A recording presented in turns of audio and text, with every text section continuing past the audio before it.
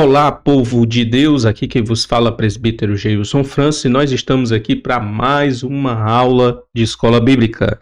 Eu sou presbítero da Igreja Assembleia de Deus Vinde, me congrego juntamente com meu pastor José Sabanha de Oliveira, sou professor de escola bíblica e também líder de um grupo de casados para sempre, tá bom? Então, desde já, sem demora, vamos iniciar nossa aula de hoje. Nós vamos estudar a lição de número 10, né, revista da CPAD, o plano, é adulto, o plano de livramento e o papel de Esther. O plano de livramento e o papel de Esther. Terceiro trimestre de 2024, EBD Adultos. Nosso textual diz o seguinte: porque desde a antiguidade não se ouviu, e nem com o ouvido se percebeu, nem com os olhos se viu, um Deus além de ti, que trabalhe para aquele que nele espera. E a verdade prática diz, é nos momentos dramáticos da vida que mais aprendemos a confiar em Deus e depender dele realmente. E é interessante esse conhecimento que nós adquirimos nos momentos dramáticos da nossa vida. A gente pode, por exemplo, citar como exemplo um personagem bíblico emblemático, né, sobre esse respeito, que é exatamente Jó, né? Jó, ele no final do seu livro, já praticamente no final do seu livro, ele diz o seguinte: eu conheci a Deus apenas de ouvir falar, mas hoje os meus olhos estão vendo ele, né? Então, Jó teve a experiência, teve momentos dramáticos na vida e ele precisou aprender a confiar em Deus. Então, meu irmão, essa é a palavra de Deus para o seu coração, para a sua vida, já para começar. Em nome do Senhor Jesus Cristo. Você está passando um momento dramático e é muito importante. Infelizmente, a gente tem que dizer isso, tá? Nós temos que passar momentos dramáticos na nossa vida para poder aprender mais sobre Deus. Conhecer, não apenas de ouvir falar, não apenas de leituras que nós fazemos de personagens bíblicos ou de pregações que nós ouvimos dos pastores que estão aí na internet ou presencialmente. Não, mas a gente precisa daquela experiência, a gente precisa daquele livramento que só Deus pode dar para a gente ter o nosso próprio conhecimento, que é o conhecimento dado por Deus diretamente para aquele que está andando com Ele, né? E é isso que nós precisamos, né? Nossa vida vai ter, se você vive neste mundo, vai ter momentos dramáticos na sua vida também. E é exatamente nesses momentos dramáticos que nós precisamos confiar em Deus. A nossa leitura bíblica em classe está em Esther, capítulo 4, do versículo 5 ao 17. Depois nós vamos ler o capítulo 5, do 1 ao 3, 7 e 8, tá? Então vamos lá. Então Esther chamou a Ataque, um dos eunucos do rei, que este tinha posto na presença dela, e deu-lhe mandado para Mardoqueu para saber que era aquilo e para quê. E saindo Ataque a Mardoqueu, a praça da cidade, que estava diante da porta do rei, Mardoqueu lhe fez saber tudo quanto lhe tinha sucedido, como também a oferta da prata que Amã dissera que daria para os tesouros do rei pelos judeus, para os lançar a perder. Também lhe deu a cópia da lei escrita que se publicara em Susã para os destruir, para amostrar a Esther, e lhe fazer saber, e para lhe ordenar que fosse ter com o rei, e lhe pedisse e suplicasse na sua presença pelo seu povo.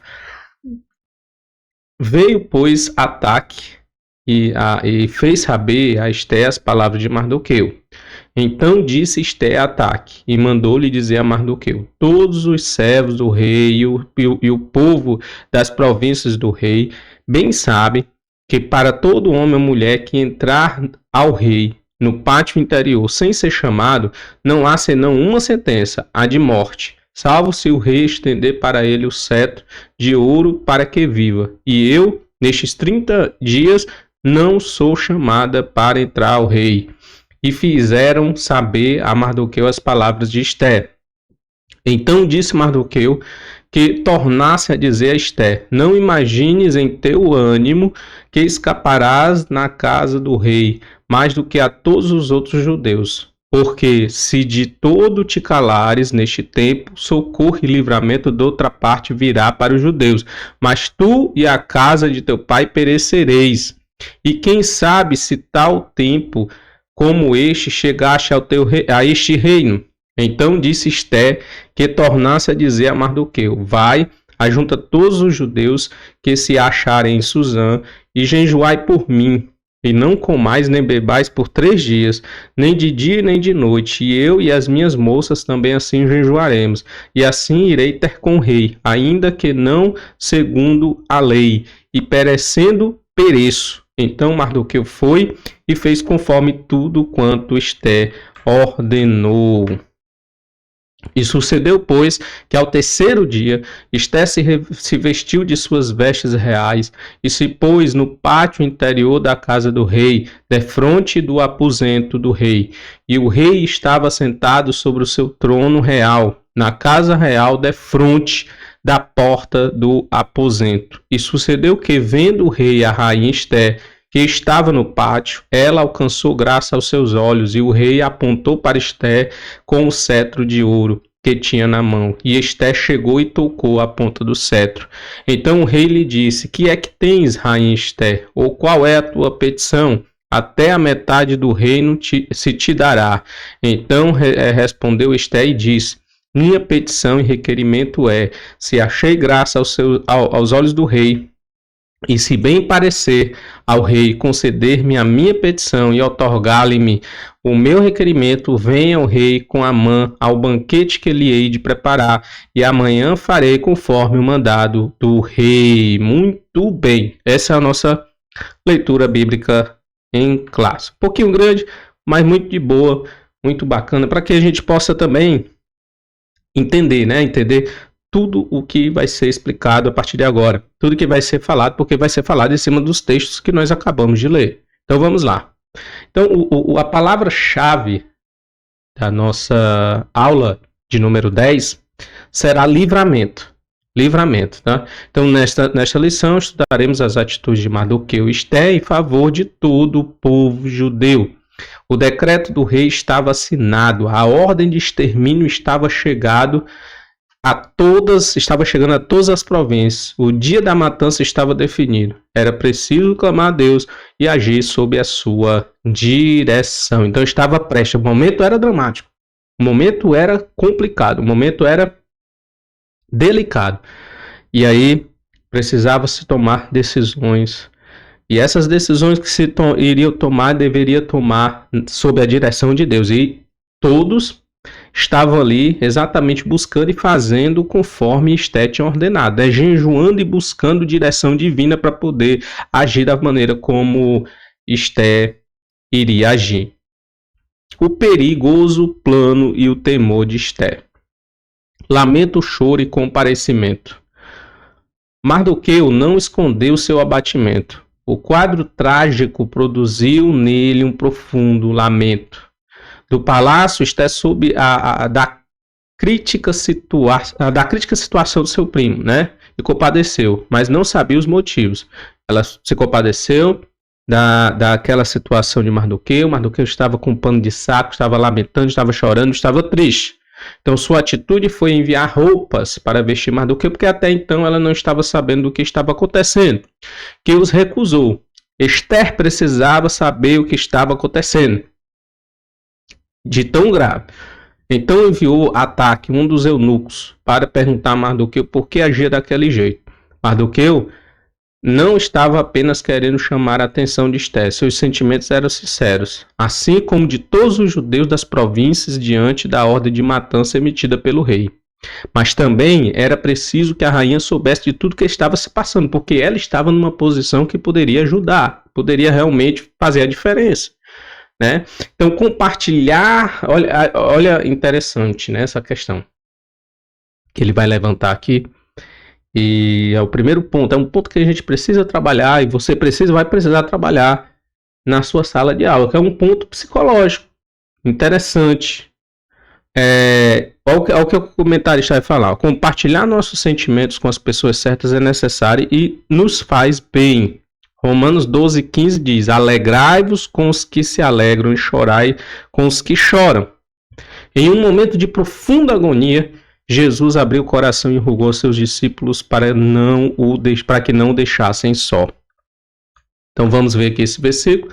Está em Mateus capítulo 26, versículo 36 ao 38, que diz o seguinte: Então chegou Jesus com eles a um lugar chamado Getsêmani. Também é um momento dramático de Jesus na vida de Jesus, você sabe disso, certo? Momento dramático na vida de Jesus. E Jesus falou para os discípulos: Assentai-vos aqui enquanto eu vou ali além orar.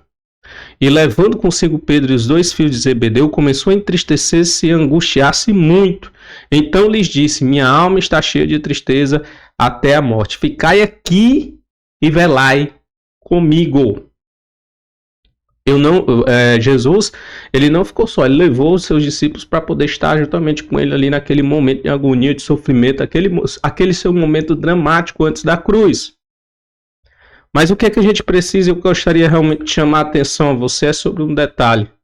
Nós não podemos nos calar diante dos sentimentos que nós estamos tendo, meu querido. Então você, por exemplo, que é pastor, tem um livro muito interessante chamado Suicídio de Pastores. Por que os pastores se suicidam, né?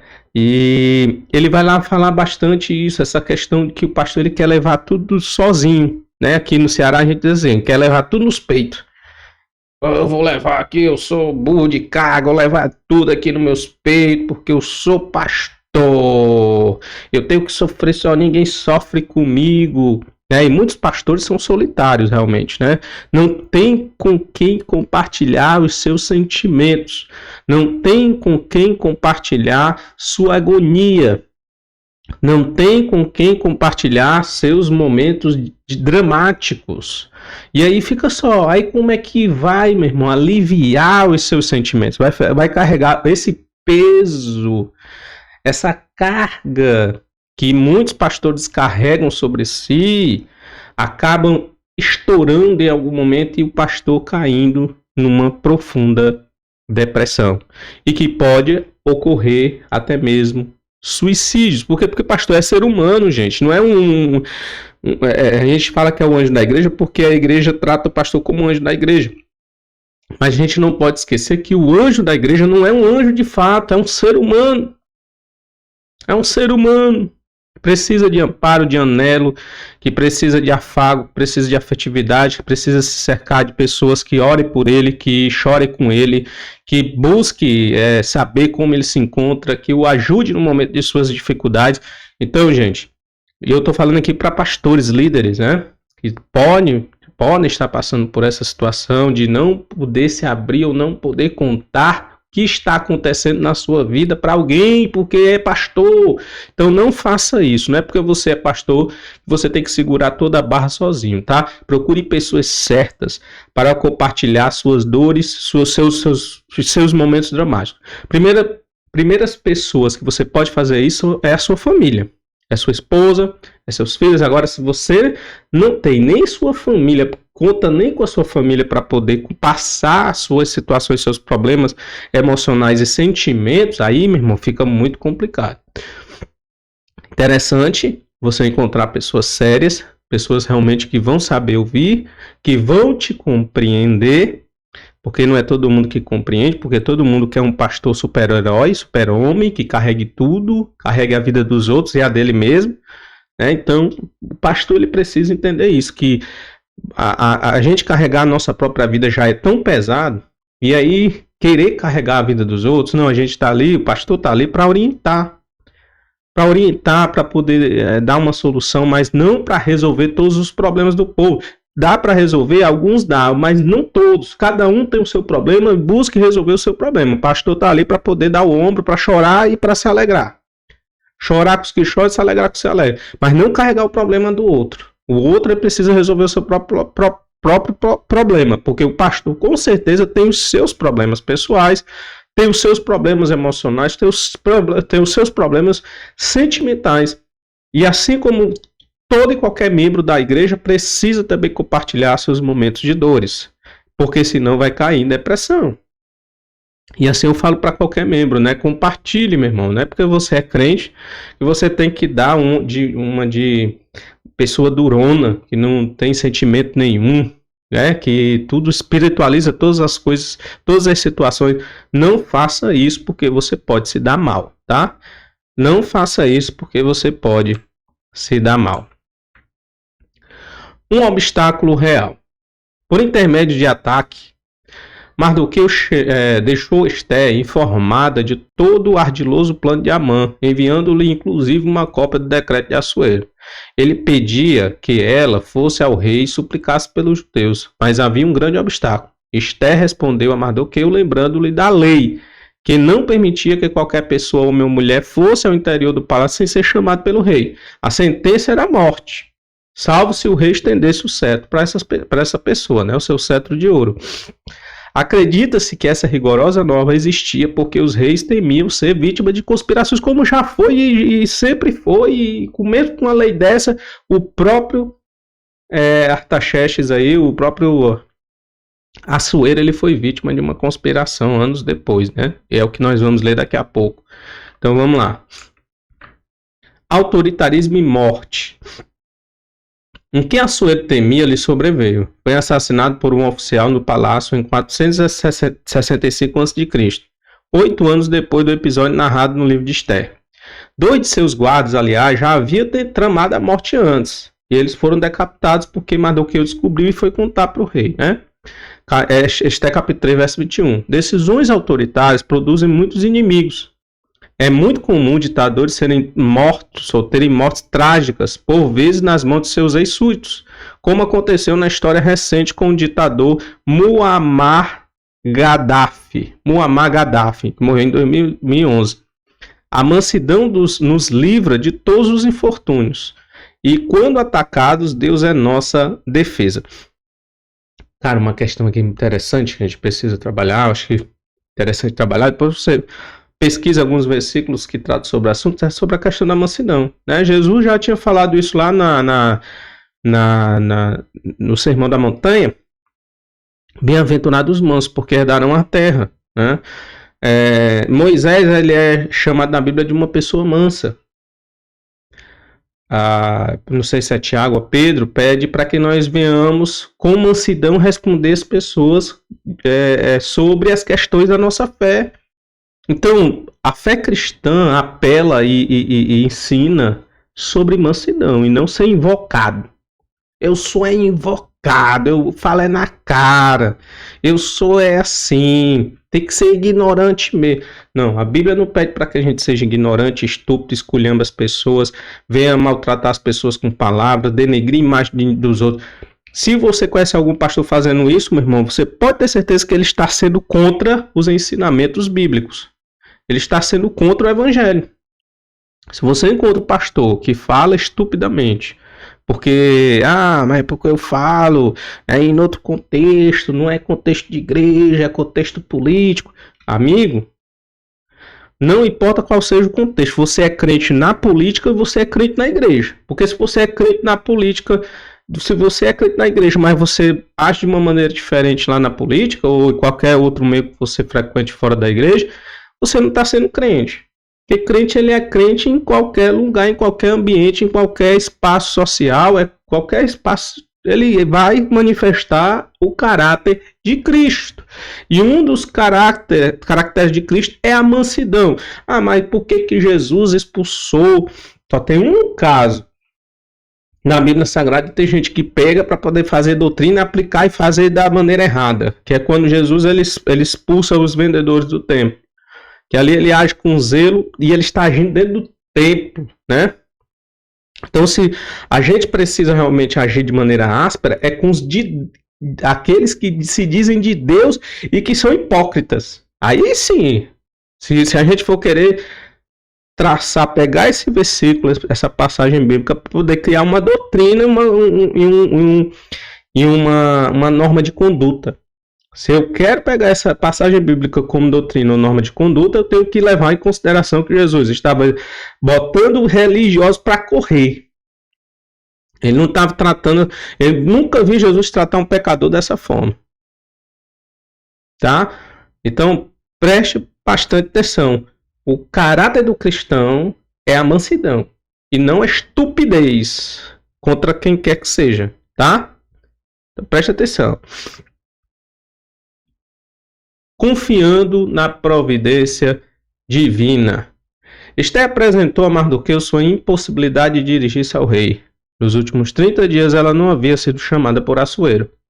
Mardoqueu não se contentou com a resposta de Esté. Pediu que dissesse a ela que não confiasse em sua posição por estar no palácio, pois a ordem real era extermínio de todos os judeus, independentemente da localidade onde ele estivesse. Sem exceção. Se Esté não se dispusesse a interceder junto ao rei, Mardoqueu confiava que a providência divina manifestaria de outra forma, que é ponto positivo. É interessante. Mardoqueu confiava em Deus. Então assim, meu amigo, se você não for, Deus vai levantar outro. Esté não era a última esperança. Peraí, você é a rainha da cocada preta. Se não for você, a gente tá perdido. Tem gente que trata assim, né? Tem gente que olha para os outros e diz: se não for o pastor, aquele pastor, o negócio não vai para frente. Se não for o político A, se não for o político B, se não for o fulano na presidência da República, pronto, o Brasil vai se lascar. Não vai ter mais condição e nós vamos ser perseguidos e vai ter... Tá entendendo? Esse sim é o escolhido de Deus e esse aqui é que tem que ser, porque se não for ele, não tem mais ninguém. Nós, igreja, estamos agindo assim nesse tempo. Tá? Nós, igreja, estamos agindo assim nesse tempo. Se a expressão socorro e livramento do outra parte virá revela que Mardoqueu confiava em Deus. Essa deve ser a confiança do cristão e daquele que é da igreja, que confia em Deus, que confia em Jesus. Ele sabia que o livramento viria. Deus está acima de tudo. Deus está acima de tudo. Não é um A, um B, um C, que vai ser o salvador da pátria. Quando supervalorizamos pessoas, por mais importantes que sejam, nos esquecemos que nosso socorro vem de Deus. Salmo 21, verso 1 e 2. Eleva os meus olhos para o monte. De onde me virá o socorro? Meu socorro vem do Senhor, que fez os céus e a terra. Deus abomina, gente. Abomina a idolatria. Maldito o homem que confia num homem. Diz Jeremias capítulo 17, verso 5. Assim diz o Senhor: maldito o homem que confia no homem e faz da carne o seu braço e aparta seu coração do Senhor. Maldito o homem que confia no outro homem. Então, o que nós devemos aprender neste ponto, que a confiança do cristão está na providência divina e não em homens, tá? Pega essa aí também para você passar para os seus alunos ou para que você possa aprender, né? Vamos lá. Mardoqueu convence Esté. Primeiro Deus, depois o homem. Esté convenceu-se de que precisaria agir. Antes de tudo, porém, era preciso clamar a Deus, para que dirigisse e lhe desse graça diante do rei. Em sua resposta, Mardoqueu pediu que ajuntasse todos os judeus de Suzã e jejuasse por ela durante 3 dias. Ela faria o mesmo junto com as suas moças que assistiam no palácio. Equilíbrio e prudência espiritual nos fazem entender o tempo e o lugar de Deus e o nosso no cotidiano da vida. Antes de Esté procurar o rei, os judeus deveriam buscar Deus. Uma triste característica de nossos dias é o que? O secularismo e o materialismo. Certo? O secularismo e o materialismo estão acabando com a igreja. Eu lhe digo, ele lhes fará justiça depressa. Contudo, quando vier o Filho do Homem, encontrará fé na terra? Então, uma coisa que o materialismo e o materialismo e o secularismo estão fazendo com a nossa fé é acabando com ela. Então, para mim, quando eu faço uma análise, por exemplo, na história do cristianismo até chegar ao dia de hoje, dentro do contexto social e econômico que a gente vive, a gente já é totalmente diferente de cristãos do passado. Não tem nem como, não tem volta mais, tá? Nós estamos totalmente culturados, uma cultura capitalista, consumista, dinheiro, poder, consumir, quanto mais eu consumo, mais poder de consumo eu tenho, mais poder eu tenho. Então tudo isso já mexeu com a nossa fé. O quanto eu não sei dizer, mas eu sei que sim. Tá? O problema é, será que o Senhor encontrará fé na terra quando ele voltar? Gente, eu queria só mostrar mais um versículo bíblico, está em Tiago capítulo 4, verso 13 e 16.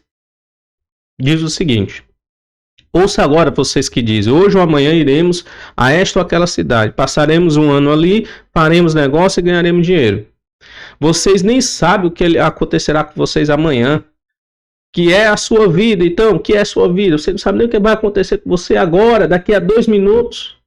Vocês são como a neblina que aparece por um pouco de tempo e depois se dissipa. Ao invés disso, deveriam dizer, se o Senhor quiser, viveremos ou faremos isto ou aquilo.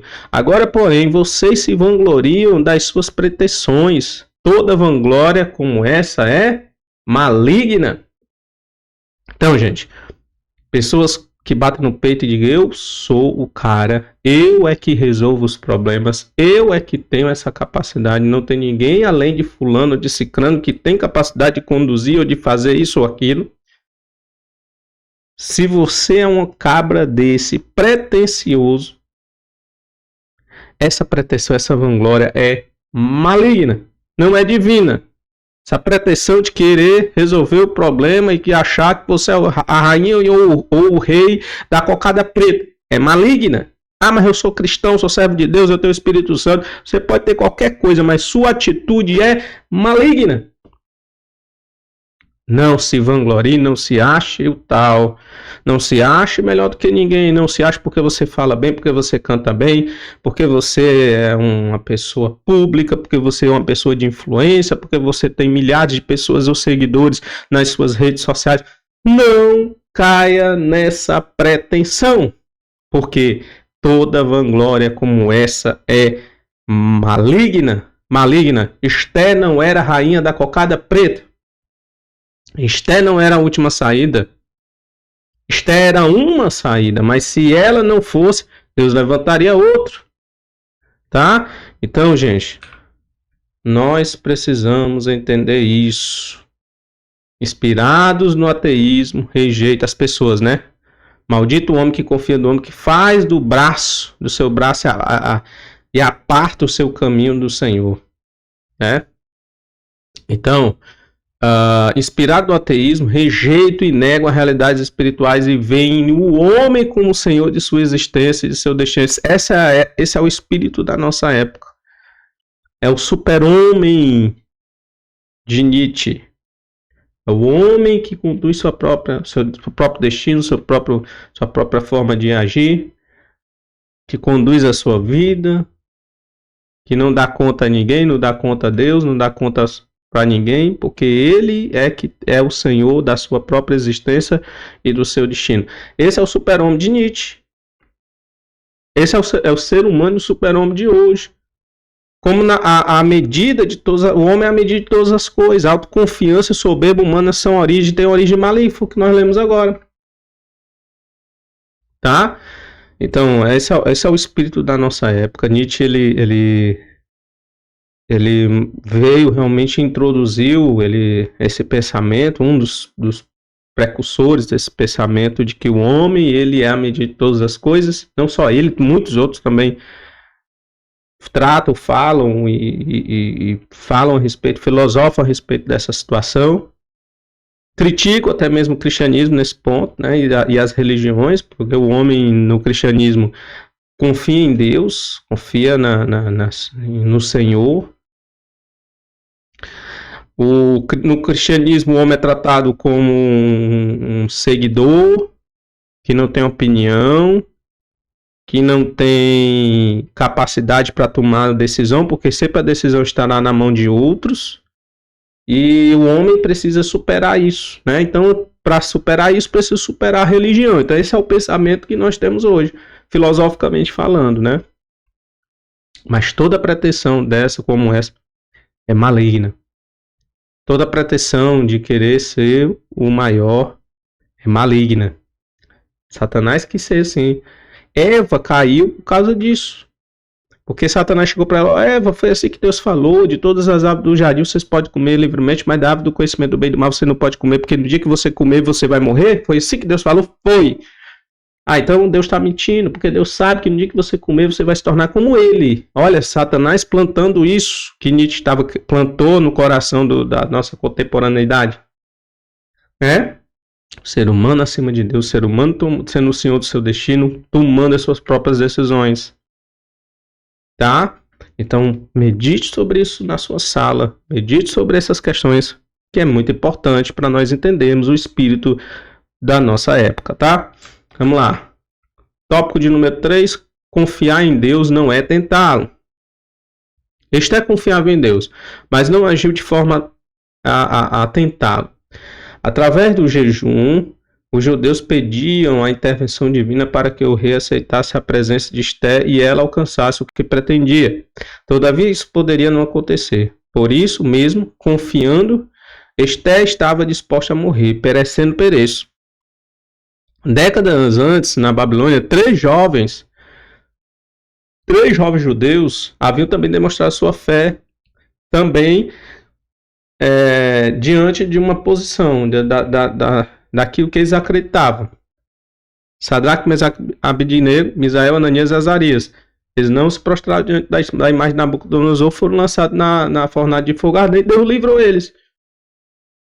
Em nossos dias, são difundidas crenças errôneas que acreditam ser possível mandar em Deus e pô-lo na parede. Isso aqui eu achei interessantíssimo.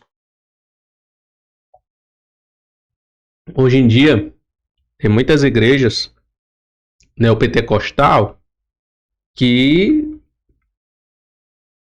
falam assim, tratam assim Deus, né? Tem que me dar. Conheço uma menina aqui, próxima aqui na nossa casa, conversando com a minha esposa, disse, olha, se Deus não fizer em 21 dias, porque eu já coloquei, falei pra ele, ó, Senhor, eu dou só 21 dias pra ti, pra tu resolver esse meu problema. Irmão, isso é colocar Deus na parede, tá? Eu nem falo que essa menina, ela cresceu numa igreja que eu vou nem falar o nome, né? Não posso falar o nome, aqui numa igreja conhecidíssima no nosso país, neopentecostal. Então aprendeu o quê? Pode colocar Deus na parede. Vamos colocar Deus na parede para que Deus resolva o meu problema. Só dou 3 dias para Deus resolver. Só dou 21 dias para Deus resolver. Se quiser, se não resolver, é porque não é Deus. Eu rasgo a minha Bíblia, eu vendo a minha alma pro diabo. Meu irmão, que cara que fala isso já vendeu a alma pro diabo e não sabe. O cara que chega num púlpito e diz, se Deus não fizer tal dia, tal hora, quantos minutos, quantos segundos, e se ele não fizer, eu vendo a minha alma pro diabo, ele já vendeu a alma pro diabo já faz tempo.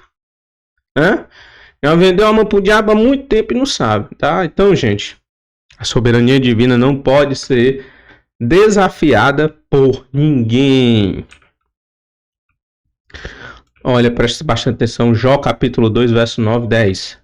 A soberania divina não pode ser desafiada por ninguém. Então a mulher lhe disse, você ainda mantém a sua integridade? Amaldiçoa Deus e morra. Isso a mulher de Jó falando para ele. Aí ele responde, você fala como uma insensata. Outras traduções dizem, você fala como uma louca. Aceitaremos o bem dado por Deus e não o mal? Em tudo isso Jó não pecou com seus lábios. Então Jó sabia, meu irmão, a soberania é de Deus. Deus é soberano. Conhecia sobre a soberania de Deus, sabia que Deus ele faz da maneira como ele quer, ele age da maneira como ele bem entende, ele faz da maneira como ele quer, porque ele é soberano. A gente precisa aprender essa doutrina da soberania divina, tá? Precisamos entendê-la. Vamos para o nosso último tópico, o plano. Esté entra na presença do rei e propõe um banquete. Esse é o plano.